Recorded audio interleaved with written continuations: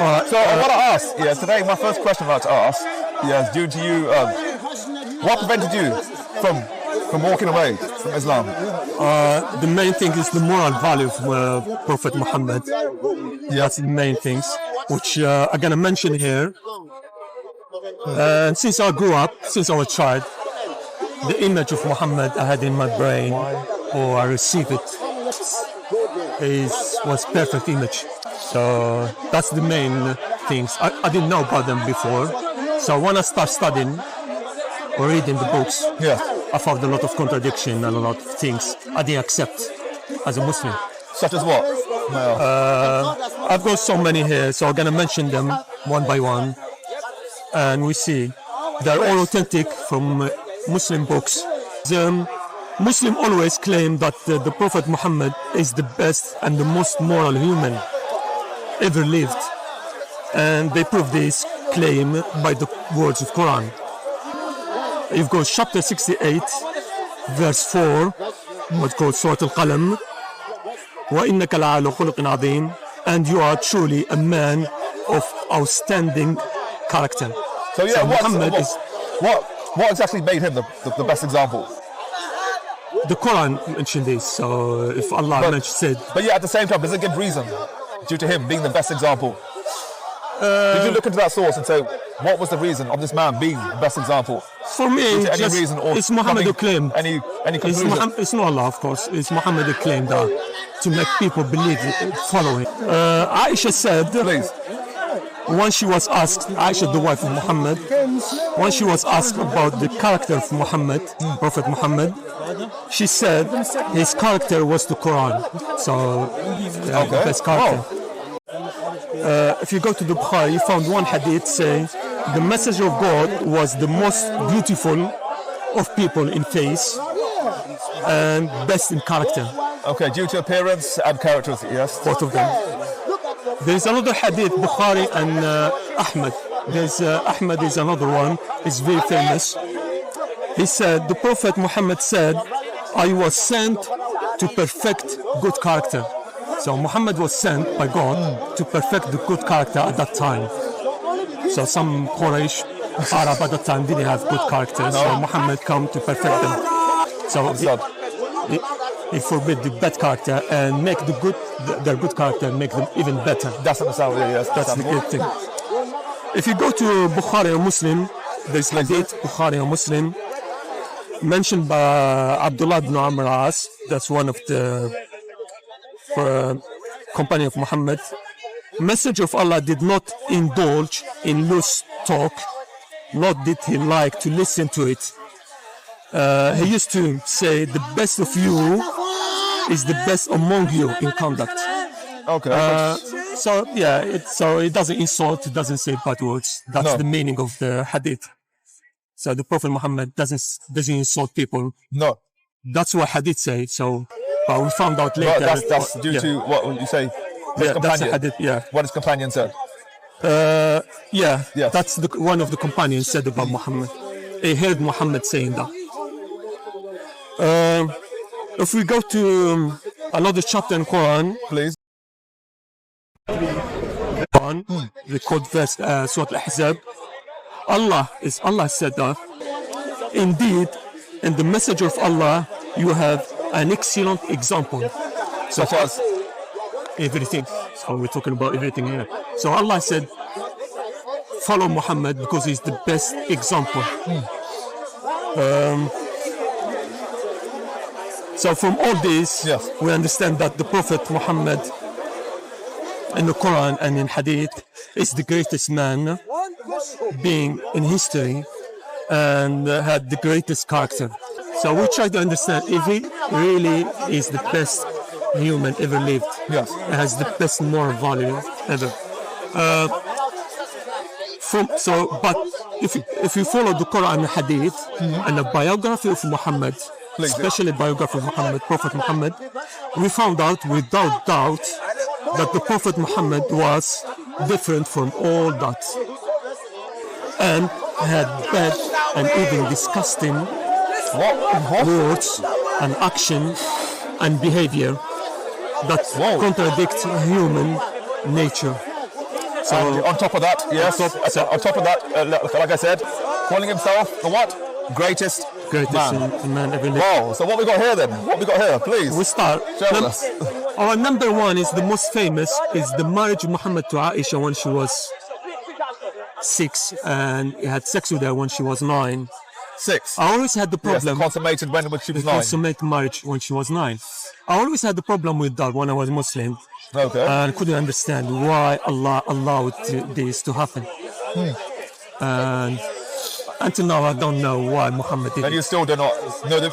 Is that in itself a mystery, or is that? It's a mystery. Or would you say, was that the mindset then? Yes. Of Muhammad? Probably Muhammad had some problem since he was a child.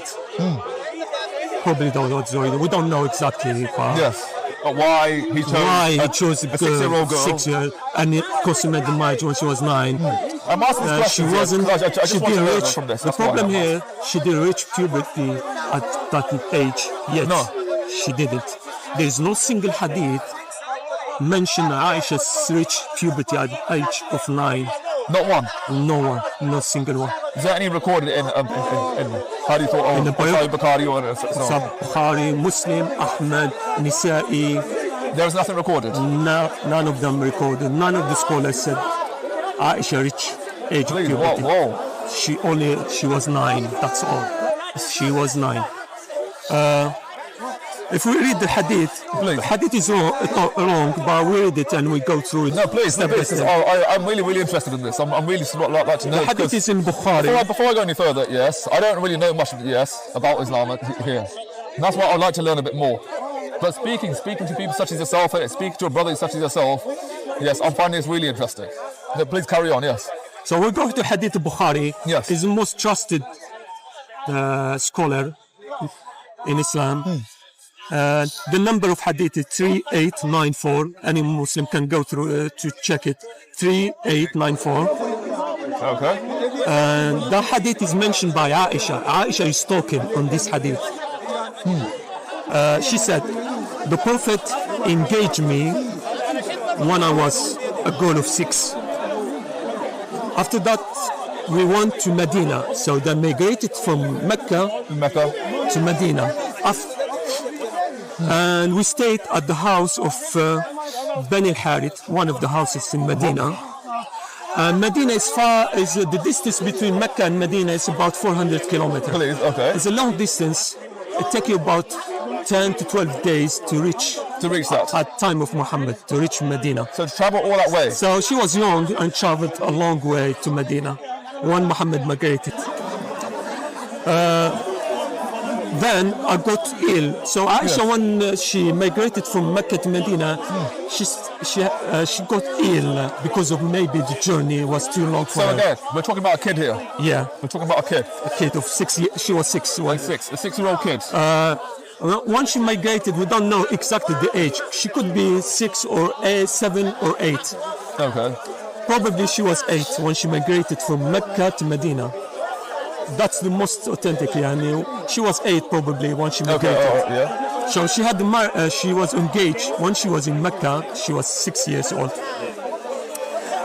She got ill, and my hair fell down. She started losing hair.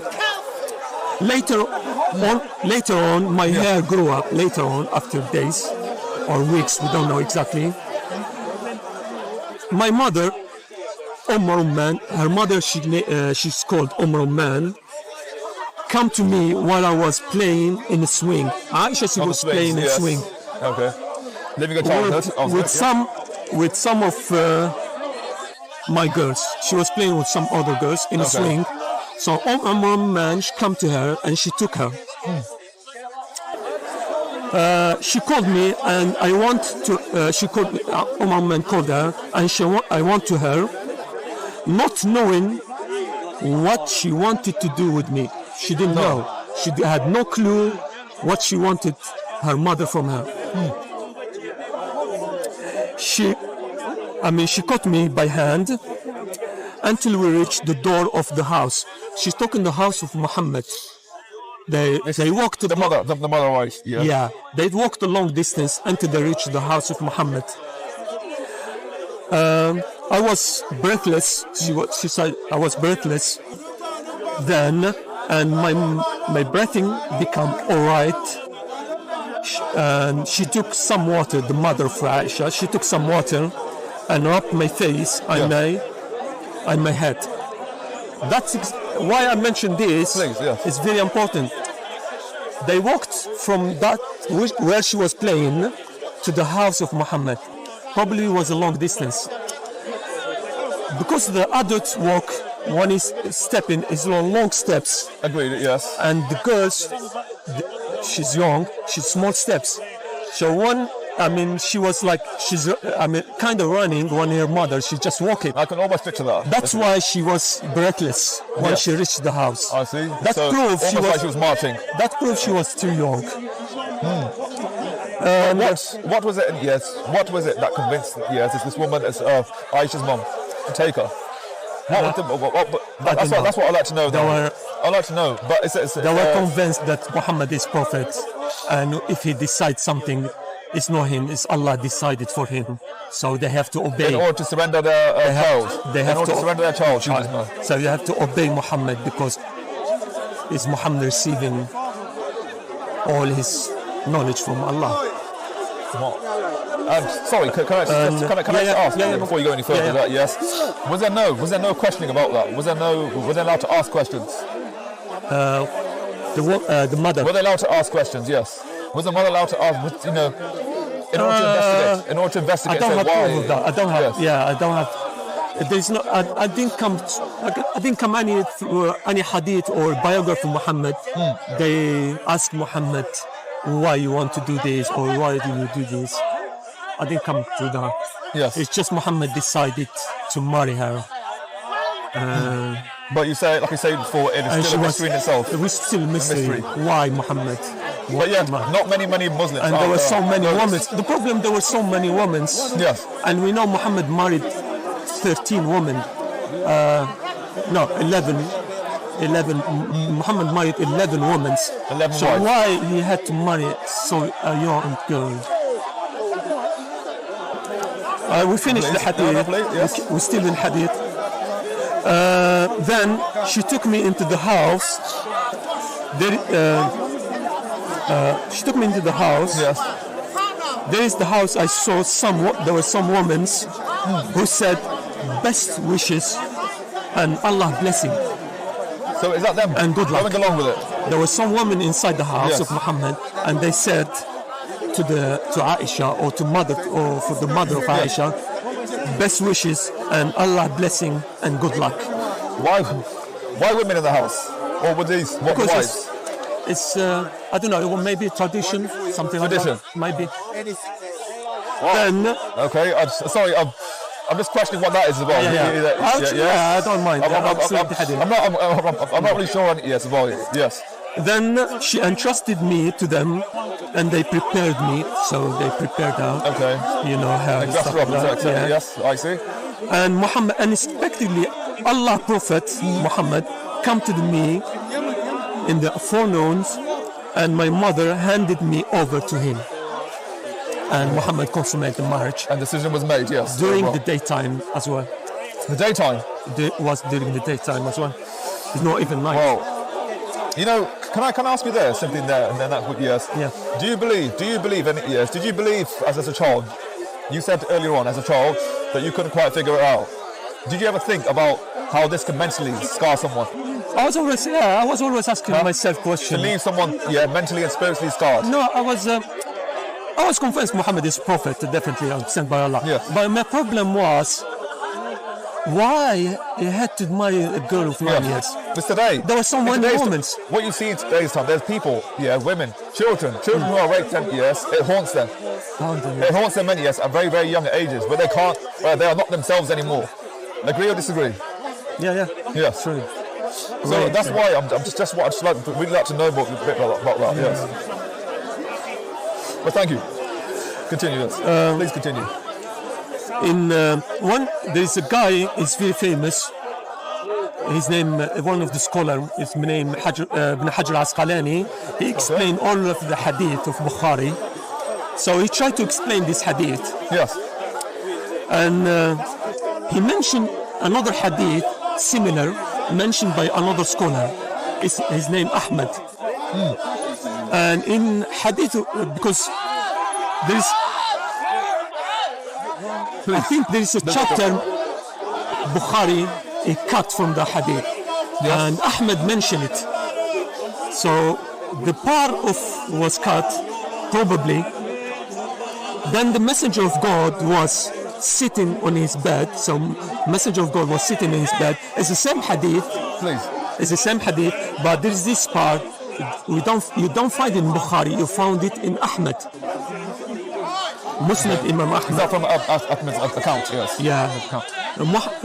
Imam Ahmed is a very famous scholar. He had madhab alone.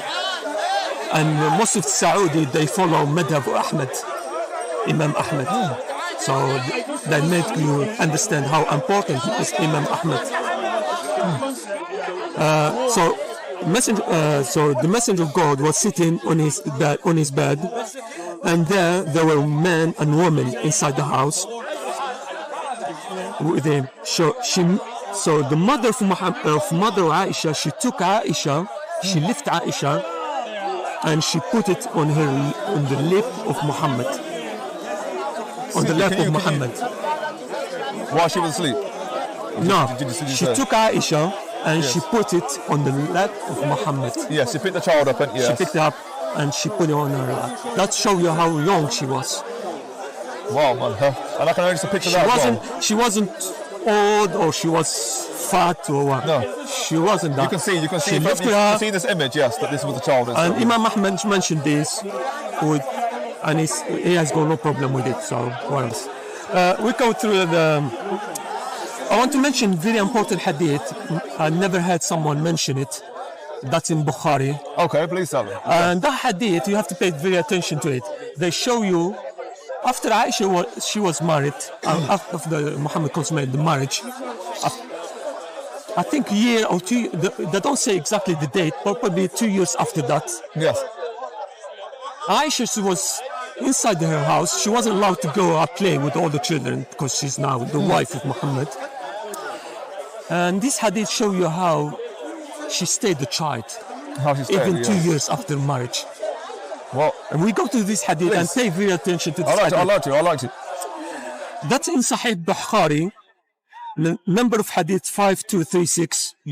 If you go to sunnah.com, you found this hadith. Okay, they're online, yes. Remember that, sunnah.com. And pay attention to this hadith. Please. And Aisha is talking here. So Aisha is talking in this hadith. The Prophet was screening me with his rida. It's like a jacket, something like that. Okay. So he was covering her. While I was looking at the Ethiopian who were playing in the courtyard of the mosque. So Aisha was looking at the group of people from Ethiopia playing with swords in the courtyard of the mosque. I continued watching, Aisha, she said that I continued watching till I was satisfied.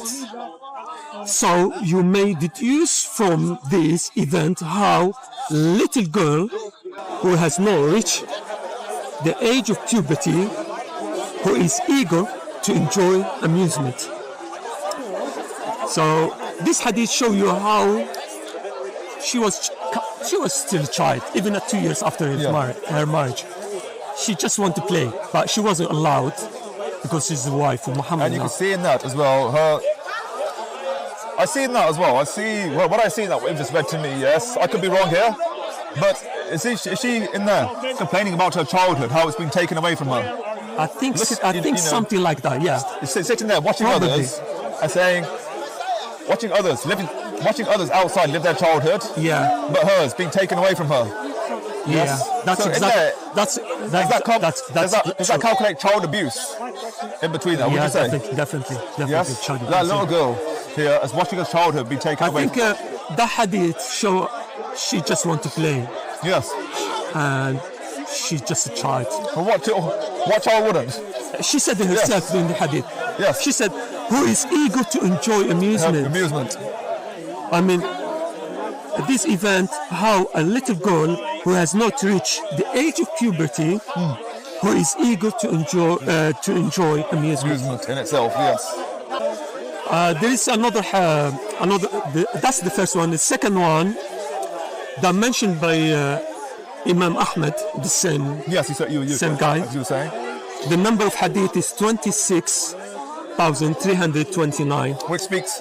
Which he say, when Prophet Muhammad saw the daughter of his uncle Al-Abbas, when she was 2 years old, the Prophet Muhammad said that. And Muhammad at that age was about 60 years old. Okay. If she reached, we're talking about the baby, the 2 years old Yeah, baby. the 2-year-old baby. If she reached puberty while I'm still alive, I will marry her.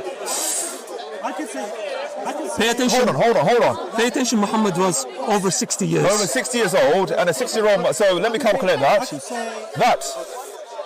What you just read to me, that is a 60-year-old man lusting over a 2-year-old female baby. In other words, he said he waited for her to reach puberty. But when you also calculate that as lusting, you're looking at the baby as a 2-year-old. It's disgusting. And that's an act of lust. Yes. Because you're picturing that in your mind as well, and you're thinking already like that. He had so many wives at that time. At the same time, yes? There were 9 wives. I mean, that's not enough. I don't know what kind of mindset that is. And obviously... He had Aisha. He had so many young wives at that time. So obviously it wasn't enough. Aisha was the youngest one, of course. But they had other wives that were 16, 17. Look, are you hearing that? Yes? And we go the third things. Yes. One of the morality. The killing of prisoners. The problem here is the Quran. The Quran blamed the messenger of God, Muhammad, for not killing the prisoners. If we go chapter 8, verse 67, chapter 8, verse 67, it's called Anfal. That's Allah speaking. So it's not for a prophet to have captive of war.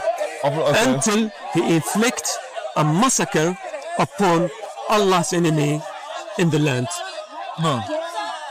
So Allah here is like giving permission to Muhammad to kill the prisoners.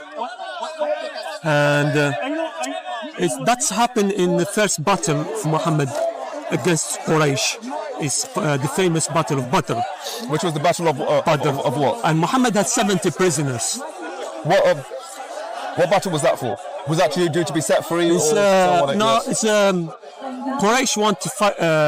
It's a long story behind it. Okay. Muhammad want to attack one of the caravans to steal what they've got, and Quraysh sent a group of about 1,000 men to save the caravan from Muhammad and his men.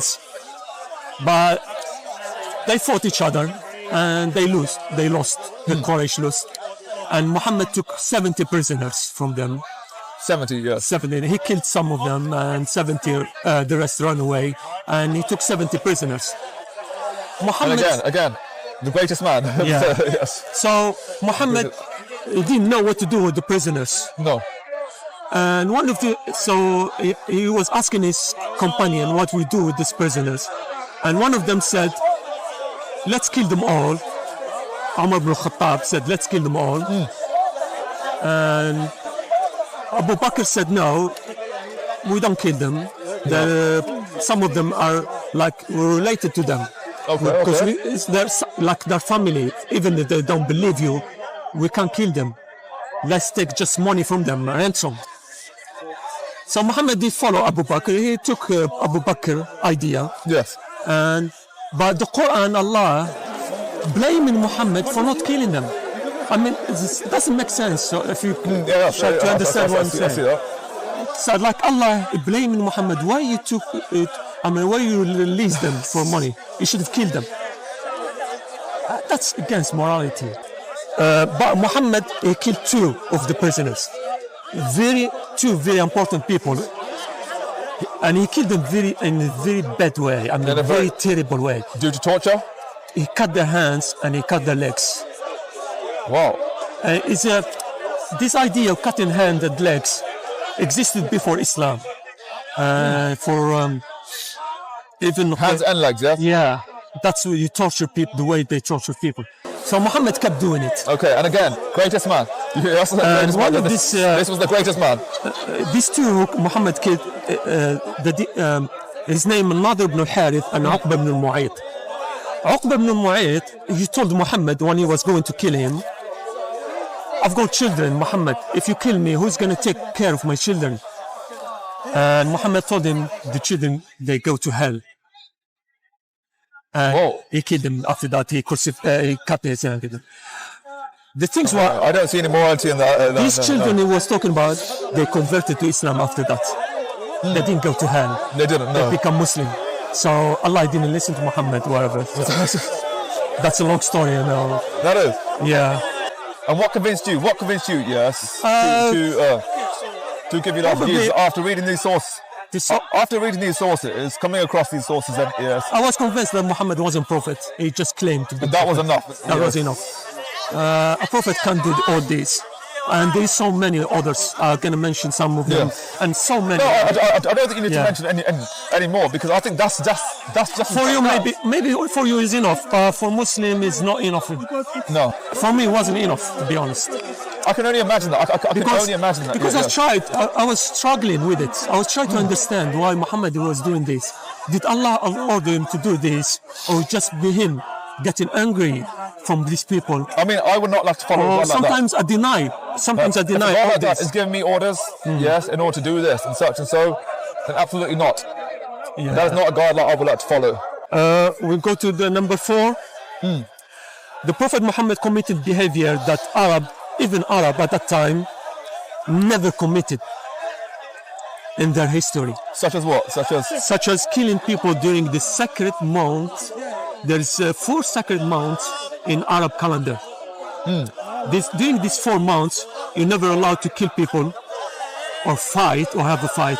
No. But Muhammad didn't respect them. So Muhammad sent a group of his people, 12, there were 12, to attack one caravan. Small caravan, was just 4 people in it with few camels. Okay. And they killed the leaders who he never fought Muhammad. No. He was just doing business coming from Syria to Mecca. And he stopped at this place, and his camel were drinking water. So the Muslim attacked him and they killed him. And they took 2 prisoners with them, and they took all the money, all the camels, everything with it. All of them, yes. Yeah, and they gave Muhammad 20% of it. It was the first 20% Muhammad receives as spoil of war. It was the first time Muhammad received 20% of it. After that, Muhammad was receiving 20% of all the spoil of war. And this is, so like Arab criticize Muhammad for doing that. How can you fight and kill people during these sacred months, 4 months? Yes, before we go any further, I'd like to start viewers, yes, to just think of themselves, just to think as well, and ask yourselves, from what you've just heard from our brother here, is this really the example that you would like to, yes, is this really the example that you could call the greatest man ever lived? The greatest, yes, the most merciful man I've ever been. And the most merciful man. And most merciful? Yes. Could this really be the greatest? That's the problem. So that's the question, and yes, I want you to ask yourselves. Please look into these sources, my friends, and ask yourselves, really, is this really the greatest? Just take 2 steps back, take 5 steps back, out of your comfort zone. Sometimes we have to do that. Agree or disagree? Okay. I believe many of us are always inside our comfort zones. But it takes a lot of, would you say it takes a lot of courage sometimes to come out of your comfort zone? Comfort zone, yeah. Yes, take 5 steps back and ask yourself. The truth always hurts. Yes. You may accept living the lies, that's your problem, but the truth hurts. So put that in your mind. Thank you. Thank you, Ron. I'll let you be there from there. But thank you very much for that. Yes, but stay. Please. From here, I'd like to, like I said, ask yourself these questions. Blessed be. God be with you. Amen.